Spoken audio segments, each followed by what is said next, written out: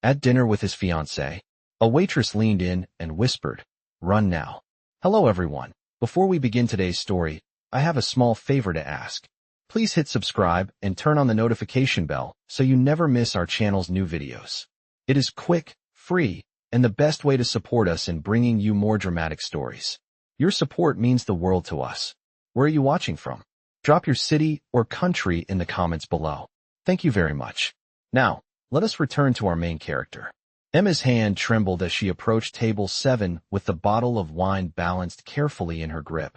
The soft glow of candlelight flickered across the polished surface of the table, and for a moment, she thought she could hear her pulse pounding louder than the chatter in the upscale dining room. She had been a waitress at Morello's for only 4 months, but she had learned quickly how to stay invisible, how to smile without revealing her fear, how to glide between tables like a shadow. But tonight was different. Tonight, the man sitting at table 7 was Dante Romano, the most dangerous man in New York according to rumors whispered between staff in the back hallways. He was dressed in a tailored black suit that looked more expensive than her entire monthly rent, and beside him sat his stunning fiancée, Katerina, who sparkled in diamonds and elegance. Emma lowered her gaze as she poured the wine, but then she saw it, just a glimpse, just enough to freeze her breath. A tattoo, 3 small stars and a dagger. Emma had seen that symbol once before, in a file her brother had shown her months before he died. It was the mark of the Vulkoff family, one of the most feared organizations in the city. Her brother had warned her to run if she ever saw it again. Now, here it was, etched into the skin of Dante's fiancée as she reached for her purse. Emma's throat tightened. Her fingers grew cold. The bottle nearly slipped from her grasp. She leaned in slightly, pretending to adjust Dante's glass, and as she did, she saw Katerina's eyes flick toward him with a look that was not love, not affection, but calculation. Something was wrong. Terribly wrong. Emma's instincts screamed at her, her mind flashing back to the last conversation she had with her brother, his voice low and urgent as he told her the Vulkoffs were planning something big. She knew she should walk away, pretend she saw nothing, keep her head down like always. But then Dante looked up at her, his dark eyes locking onto hers with an intensity that made her heart jump. In that moment, Emma realized she only had seconds. Seconds to decide whether she would stay silent or risk everything. Her breath trembled as she leaned closer, her lips barely moving, her voice no louder than a whisper. "Run now." The words slipped out before she could take them back, words that would change her life, his life, and everything that would follow. Emma's heart raced as she stepped back, her mind still spinning from the words she had just whispered. "Run now." Dante Romano, the feared Mafia boss, stood motionless for a moment, his dark eyes locked on hers. The tension in the air was thick enough to cut with a knife. For a split second, Emma thought she might have made the biggest mistake of her life, but the steely glint in Dante's eyes told her he wasn't moving. His hand slid slowly down to the gun at his side, his fingers tightening around it, as he stood up with an effortless grace. Without a word, he signaled to his bodyguards, Marco and Luca, to follow him. The restaurant, once filled with the sounds of clinking glasses and laughter, now seemed eerily silent as everyone realized something was wrong. The tension was palpable. Dante's fiancée, Katerina, had been caught in a lie, and the deadly game was about to begin.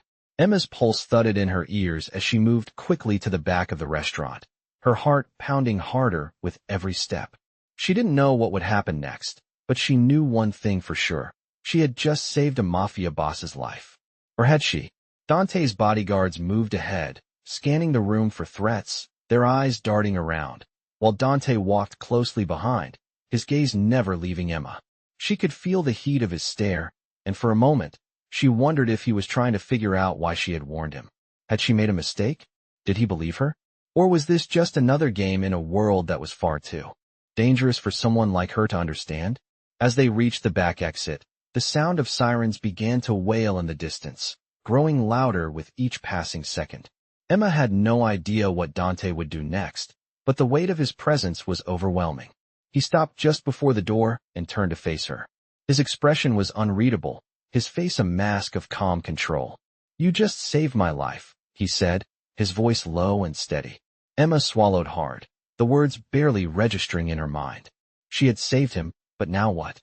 I didn't know what else to do, she whispered, her hands trembling slightly. I saw her. I knew she was going to kill you.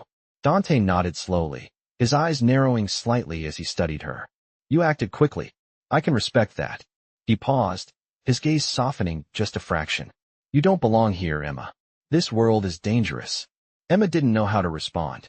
She had never expected to find herself in this position, facing down the most powerful man in New York, who controlled everything from the shadows, and now, her life was tied to his in a way she never could have imagined. I'm just trying to survive, she said, her voice barely a whisper. I don't belong here either. Dante's gaze lingered on her for a long moment before he stepped toward the door, his bodyguards flanking him. Stay close, he said, his tone a command rather than a suggestion. Emma hesitated for a moment, her mind racing. Did he really mean that? Or was he just saying it because she had gotten too close to the truth? Either way, she knew she had no choice. She had just crossed a line, and there was no going back. They stepped into the alley behind the restaurant, and Dante motioned for Emma to follow him into a sleek black car that was waiting for them. The doors slammed shut as Marco and Luca took their positions in the front and back seats, and the car began to move through the city streets. Emma sat in silence, her mind swirling with questions. She had no idea where they were going or what would happen to her now. She had saved Dante's life, but at what cost? Was she now part of his world? Would she become a target, just like everyone else? Who crossed paths with the Mafia? Dante glanced over at her, his expression unreadable as he leaned back in the seat.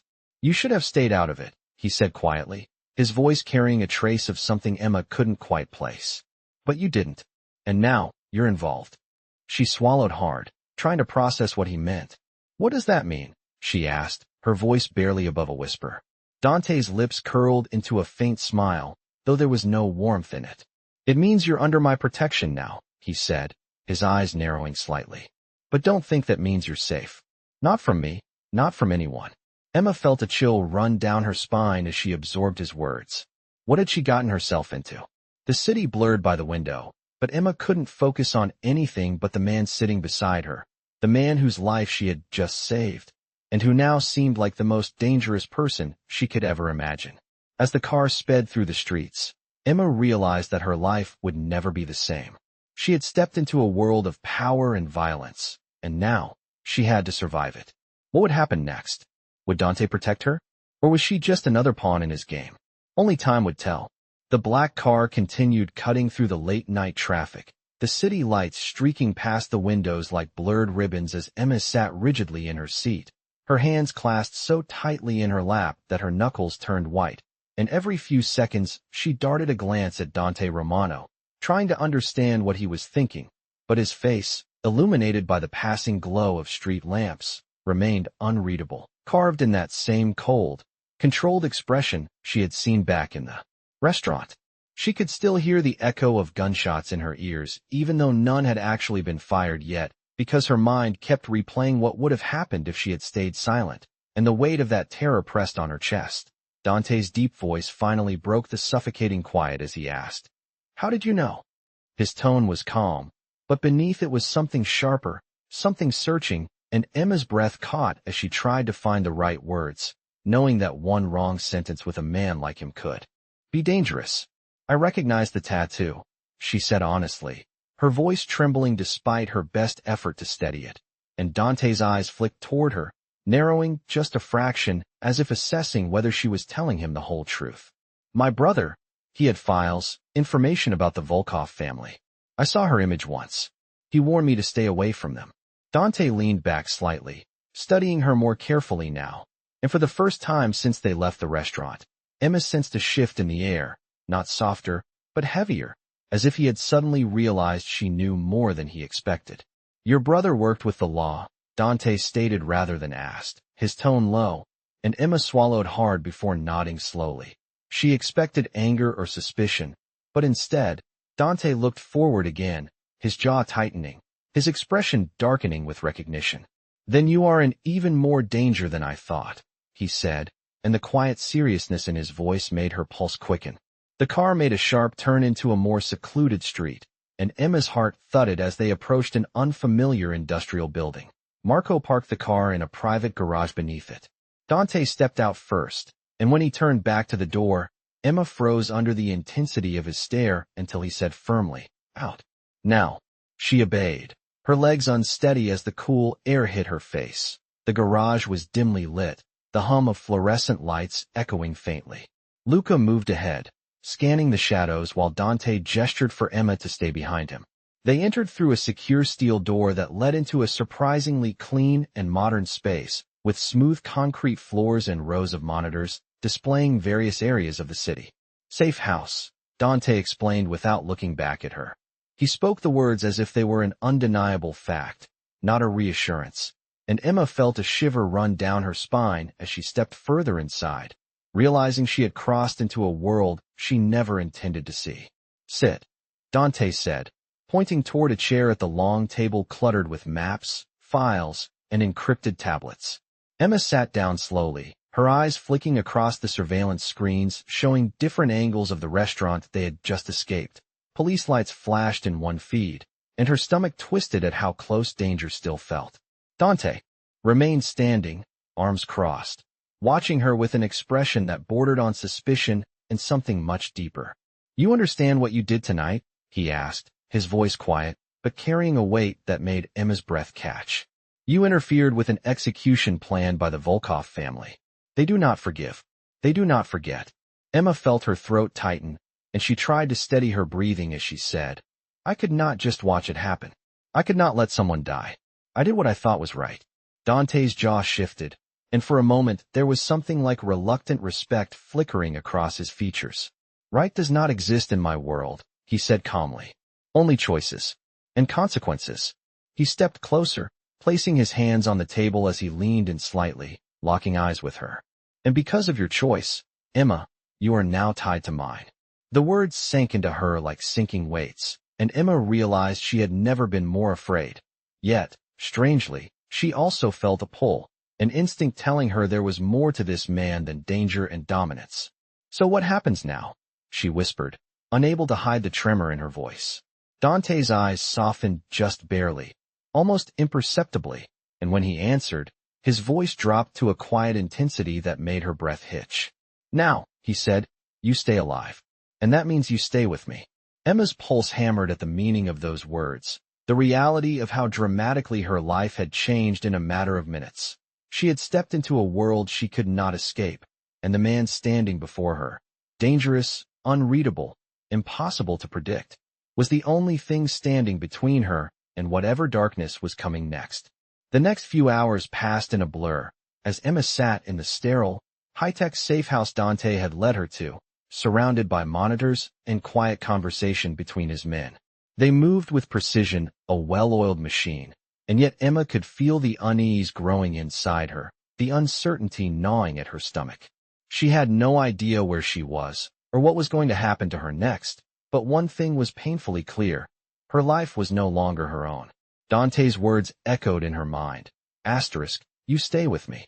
Asterisk, she had stayed quiet, too stunned to say anything more when he spoke those words. But now, in the dim glow of the room, her nerves were starting to get the better of her. She couldn't escape. The reality was settling in. She was trapped, and Dante had made it clear that her safety, and possibly her future, depended on her obedience to him. The thought left a bitter taste in her mouth, but she couldn't ignore the way he looked at her.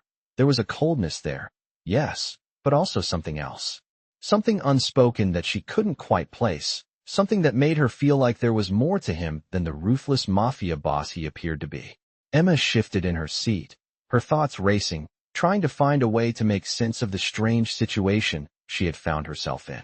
She had come here to escape, to survive, but now, she was tangled up in a world far darker than she had ever imagined.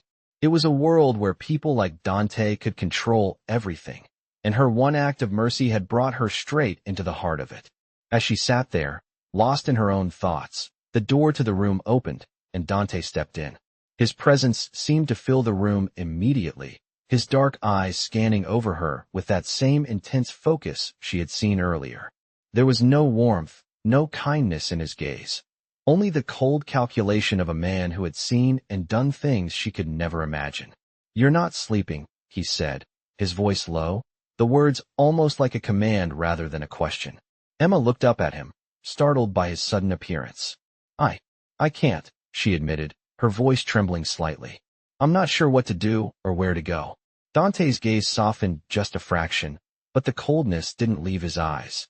He walked over to the table where a glass of water sat and poured himself a drink, then turned back to face her. You did the right thing back there, he said, his tone surprising her with its almost approval. But now, you need to understand something. The Vulkoff family won't let this go.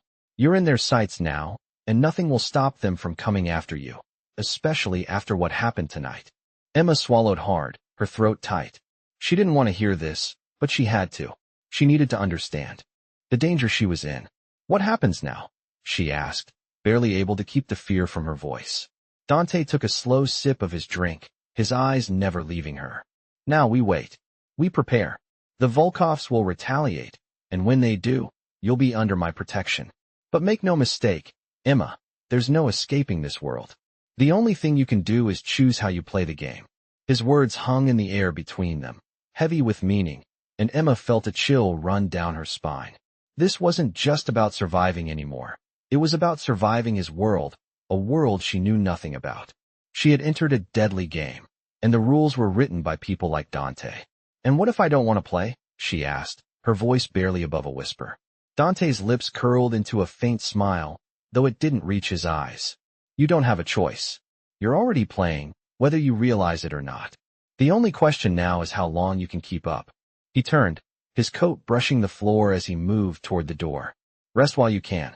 Tomorrow, we start preparing. Emma sat in silence, staring at the empty glass in front of her, her thoughts swirling in a whirlwind of confusion, fear, and something she couldn't quite name. She had thought she was just trying to survive. But now, she realized she was caught in a world of power, danger, and manipulation, a world where even her life wasn't her own. As Dante's footsteps echoed down the hallway, Emma felt the weight of her choices settle heavily on her shoulders. She had saved his life, but now her own was in his hands, and there was no turning back. The following morning, Emma woke to the sound of a low hum, the soft buzz of electricity and quiet murmurs coming from the next room. She blinked in the dim light, disoriented for a moment before remembering where she was. The safe house, Dante's world.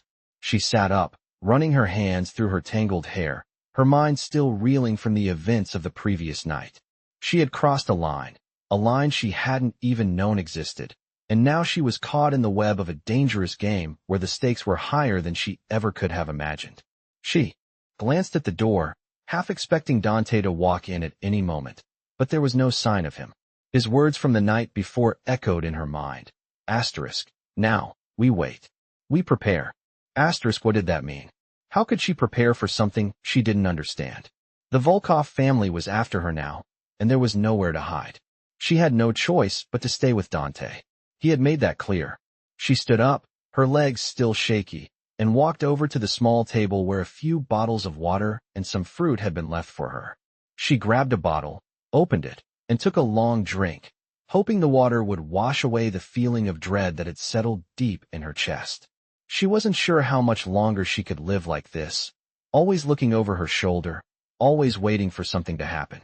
But as she drank, she heard footsteps outside the door, and her heart skipped a beat. Dante entered, dressed in his usual sharp suit, his presence commanding as always. He looked at her briefly, then walked over to the desk where a map of the city was spread out. We've got work to do, he said, his tone businesslike, as though last night's events were nothing more than a minor inconvenience. Emma felt her stomach tighten at his words, but she pushed the fear down. She had to get through this. There was no other option. She had already made her choice, and now she had to see it through. What's the plan? She asked, her voice steady despite the nervousness creeping up inside her. Dante looked at her, his dark eyes piercing, studying her for a moment. You're going to help me track the Vulkoffs. I need you to gather information, anything you can find. We can't sit around waiting for them to make the first move. We need to be proactive. Emma swallowed hard, her throat dry. She had no idea how she could help him, but she wasn't about to back down. Not now. She had already crossed into this world, and now, whether she liked it or not, she was part of it. I'll do what I can, she said, trying to sound more confident than she felt. Dante nodded approvingly, his eyes narrowing as he moved closer to her. Good. Because if we don't stay one step ahead of them, you'll be dead before you know it. The Vulkoffs don't care who gets in their way. They'll destroy anyone who stands between them and their goals. The coldness in his voice sent a chill through Emma, but she didn't flinch. She couldn't afford to. Not now. I understand, she replied quietly, her mind already racing with the possibilities. What kind of information could she gather? What did she even know about the Vulkoffs? She had to think fast. Dante leaned back against the desk, his arms folded across his chest as he studied her with that same intense gaze. You've been in this world long enough now to know that it's not just about fighting. It's about information. Knowing where your enemy is, what they're planning. And if you don't have that, you're dead. Emma nodded, absorbing his words. She understood. Information was power. And without it, she had nothing. I'll start looking, she said, standing up and walking over to the desk where Dante had laid out a few files. She started flipping through them, scanning for anything that might give her a clue about the Vulkoff's next move. Dante didn't say anything as she worked, but Emma could feel his eyes on her, his presence a constant reminder of the danger that loomed over her. As she dug deeper into the files, she felt a growing sense of unease. The Vulkoffs were powerful, ruthless, and they had connections everywhere. But what worried her most was how little she knew about them. How could she possibly fight someone when she didn't even know who they were? Take your time. Dante's voice broke through her thoughts, and Emma looked up to find him watching her closely. But remember, the clock is ticking. We don't have much time before they come after us. Emma nodded, determined to find something, anything, that could help her survive in this deadly game. As she sifted through the documents, she realized that this wasn't just about protecting herself anymore. It was about protecting the only life she had left, the one that Dante had offered her, for better or worse. She didn't know what was coming next, but she knew she couldn't afford to fail. The Vulkoffs were coming, and it was up to her to stop them. The hours dragged on as Emma continued sifting through the files, each document more troubling than the last, but nothing seemed to connect the dots. The Vulkoff family was an enigma, powerful, secretive, and always a step ahead of everyone who tried to track them. The deeper she dug, the more she realized just how much she didn't know. She was playing a game she had no understanding of, and the rules were changing with every passing moment. As she leaned back in the chair, exhausted and frustrated, she felt Dante's presence before she saw him. It was an unmistakable aura of power that filled the room.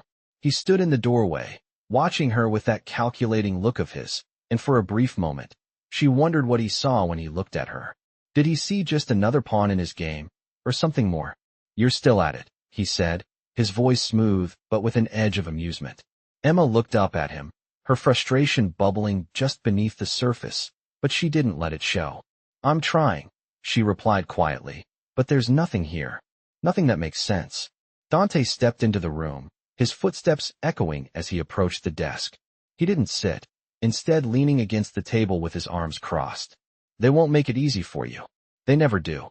His voice was calm, almost too calm, but there was a heaviness to it, a weight of experience that Emma couldn't ignore. The Vulkoffs have been in this game far longer than anyone realizes. They've built their empire on secrecy, manipulation, and power. If you're going to survive this, you need to think differently. Stop looking for the obvious. Emma furrowed her brow, confused. What do you mean? Dante uncrossed his arms and moved closer to the desk, glancing at the papers she had scattered in front of her. I've been watching you, Emma. You're trying to find answers in the wrong places. The Vulkoffs are clever, yes, but they're not invincible. They have weaknesses, everyone does. You just need to find theirs. He leaned in slightly, his voice dropping to a quieter, more intense tone. You're not just here to hide, you're here to fight back. And if you're going to do that, you need to be ready to play the game, not just be caught in it. Emma swallowed hard, her heart pounding in her chest. She wasn't sure what she had expected, but it wasn't this. She thought she was just a survivor, just trying to get through each day without being dragged deeper into Dante's dangerous world. But now, it seemed that she was being pulled in whether she liked it or not. What do you want me to do? She asked, her voice barely above a whisper, the weight of the question heavy in the air between them. Dante studied her for a moment, his gaze sharp and calculating. Then, with a slight tilt of his head, he finally answered. I want you to learn how to control the information you have. Right now, you're overwhelmed, and it's making you weak. But if you can turn that information into power, then you can stop the Vulkoffs before they have the chance to finish what they started. Emma felt a wave of uncertainty wash over her, but she didn't let it show. How do I do that? Dante smiled, but it wasn't a warm smile. It was one of those smiles that told Emma just how little he thought she knew. You've been in this world for less than a week, and you're already playing their game, he said, his voice almost mocking. But you're not using your greatest asset. Emma's confusion deepened. What's that? You are the asset, he said simply. You've already shown me that you have the ability to think outside the box, to act quickly when the situation demands it. But you're not trusting yourself. You're relying too much on what's written down, what's obvious. The real answers won't be in those files. The real answers will be in what you can uncover about the people involved, what they want, what they need, and what they're afraid of. Emma's mind raced as she absorbed his words. She wasn't sure if she was ready to trust her instincts, but Dante was right about one thing. She had already crossed a line, and she couldn't go back now. What do I need to do? She asked again, her voice steadier this time, the determination starting to push through her fear. Dante straightened up, his demeanor shifting from casual to commanding. You need to get close to them, he said. You need to understand the Vulkoffs in a way they never want you to. You'll start by watching, listening, and learning everything you can. Once you know their weaknesses, we strike. Emma didn't like the sound of it. She wasn't a spy, and she definitely didn't want to be involved in something this dangerous. But she also knew that if she didn't take action, the Vulkoffs would find her first. She had no choice. All right, she said, the word tasting foreign in her mouth. I'll do it. Dante gave her a nod, his gaze softening just a fraction. Good. That's what I want to hear. He turned to leave the room, but paused at the door, his hand on the handle. One more thing, he said, not looking back at her. You'll never be fully safe here, Emma. You need to understand that. But with me, you'll at least have a chance. And with that, he was gone, leaving Emma alone with the weight of his words and the knowledge that the real battle was just beginning. Emma stood in the quiet room long after Dante had left, her mind buzzing with the weight of everything he had said. She felt the pressure settling on her shoulders like a physical weight. But there was a spark inside her too, something she had not felt in a long time, a mixture of fear and determination that pushed her to take a slow breath and steady herself. If she was going to survive this, she had to become someone she had never been before. She walked toward the monitors, her eyes scanning the feeds until she found one showing the restaurant alley, the place where everything had changed. The police were still there, and as she watched the officers moving around the scene, she felt a chill run through her. The Vulkoffs had not struck yet, but they would, and when they did, they would not hesitate. She leaned closer to the screen, studying every detail, every shadow, every face that appeared on the feed, trying to think the way Dante had told her to think, looking for the things that were not obvious, the details that would normally go unnoticed. As she watched, she felt a presence behind her, and she turned to see Lucas standing there, his imposing frame filling the doorway, his expression unreadable. Boss wants you in the training room, he said simply, his voice steady but carrying a hint of warning, as though he knew what was coming next would change everything for her. Emma nodded, her heart pounding in her chest, and followed him down the hallway toward a door she had not entered before. When it slid open, she stepped inside and froze for a moment. The room was filled with equipment, maps, screens, and tools she had never seen before. It was not a training room. It was a war room, and Dante Romano stood at the center of it, waiting for her. If you want to stay alive, he said without turning around, your training starts now. Emma swallowed hard as she stepped forward, realizing that this was the moment everything shifted. She was no longer just a waitress who had whispered a warning. She was becoming someone the Vulkoffs would never see coming. Emma knew she could not wait any longer. The window of opportunity was closing fast, and every instinct told her the Vulkoff family was already moving in the shadows. She found Dante in the operations room, standing before a wall of monitors glowing with surveillance feeds, his posture tense, his jaw set like stone. For a moment she hesitated, but then she forced herself forward because there was no turning back now. I have something, she said, her voice steady even though her heart was pounding. Dante turned, his dark eyes locking onto hers with sharp intensity. Emma explained what she had overheard about the intercepted shipment, how it could expose a chain of connections leading directly to the Vulkoffs, and as she spoke, she saw a flicker of something shift behind Dante's expression. Not surprise, not anger, but recognition. If we use this, she continued, we might be able to force them into the open. They will have to respond. Dante stepped closer, his presence overwhelming but no longer cold. You are thinking like someone in this world now, he said quietly, and there was a note in his voice she had never heard before, something almost like respect. This could work, Emma. But once we start, there is no undoing it. She nodded, her breath trembling. I know. I am ready. Dante held her gaze for a long moment, then gave a slow, deliberate nod. Then stay close to me. From here on out, everything changes. The safe house was quiet that night, the kind of heavy stillness that made Emma feel every beat of her own heart as she stood by the window, staring out at the distant glow of the city. She thought about everything Dante had told her, everything she had learned, and everything she had become. She was no longer the frightened waitress who had whispered a warning at a dinner table. She was someone the Vulkoff family feared, someone Dante relied on, someone who had stepped into the fire and refused to burn. When Dante entered the room, his presence filled the space like a shadow wrapping around her. He said nothing at first, just watched her with that unreadable expression that always made her pulse quicken. Finally, he spoke, his voice low and steady. You did well, Emma. Better than I expected. She turned to face him, her eyes meeting his with a steadiness she had earned in blood and fear. I am not done, she said quietly. Not until they are finished. Dante stepped closer, his gaze locked on hers, the faintest trace of something softer flickering beneath his hardened exterior. Then we finish it together. In that moment, Emma understood something profound. She had walked into his world by accident, but she stayed by choice, and the path ahead, dangerous, merciless, unstoppable, was now one they would face side by side. And that night, the world remembered what courage looked like.